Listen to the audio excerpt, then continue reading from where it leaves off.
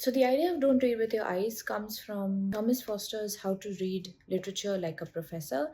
In it, he says that you shouldn't approach any book from your own 21st century perspective.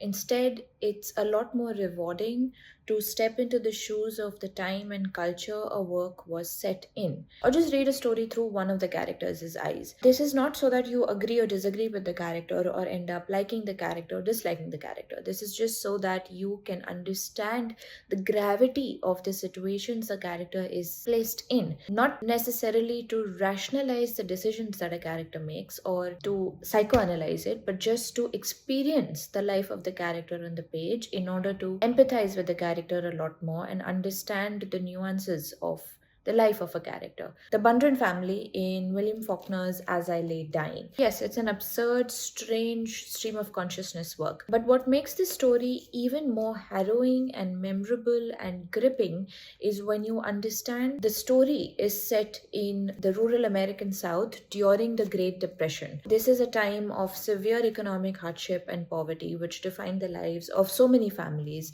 just like the fictional Bundren family. So, in a small town like that, that is under such intense pressure, family and religion and reputation sort of become these hooks that people hold on to in order to define their identities. And that's exactly what Azar Lay Dying is about. So, the fractured narrative of the story, the stubbornness of the characters, is not a character flaw. It carries a lot of moral and emotional weight when you consider the historical context of the story. It's a reflection of a society that is drowning in poverty, but at the same time takes so much pride in just the sanctity of marriage, just the foundations of religion, marriage, family, and from it grows a very intense sense of isolation and alienation from everyone, especially outsiders. Just to see how that manifests in the book in such an absurd situation makes the reading of As I Lay Dying a lot more interesting, a lot more gripping. Yeah, another term for this kind of reading